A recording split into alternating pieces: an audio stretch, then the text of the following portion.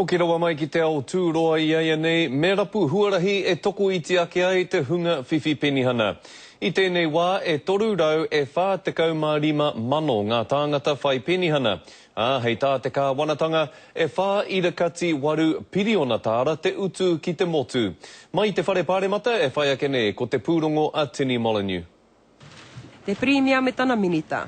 Rauatahi he matatau ki te pakeke mai I runga I te penihana. We do so with a healthy amount of first-hand experience. When I was young, my father died. My mother relied on the widow's benefit. We both personally experienced the welfare system. It was there when we needed it, and that is as it should be. Ina nei hei tā rāua kua tai mai te wā ki te huri I te tai mo te penihana. Ko te rapu huarahi hei hiki I te maha mai nā penihana te mahi tōtika I nāia nei. Hei tā Paula Bennett. Me nā kaunui te tangata whai penihana, kore mahi, ki te kimi mahi. Kaua e noho I roto I te nene hawa. Well, I'm afraid the dream is over. Kāre hoki rere ke ake mo te hunga kai runga I te penihana, taku he tahu maero.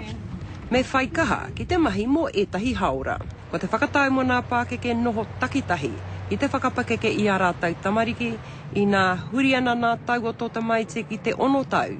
Me mahi mo te kau mārima haura.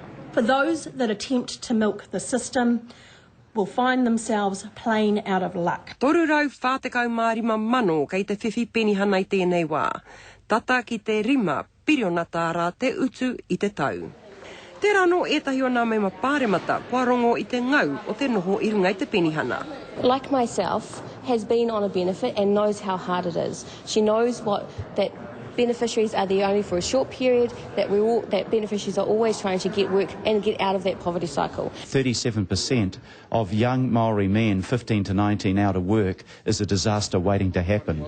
Engari gai te noho whakatūpato te pāti Māori I tēnei wā. Tuatahi ko tā mātua e kīnei ko tētai kaupapa hāngai tunana ki te kaupapa nei o te whānau ora me tautoko kā tika. Mā te wā ka kitea, me nā ka whaia no te nuinga I tērā huarahi, ka hore rānei. Tini Molyneux, te karere.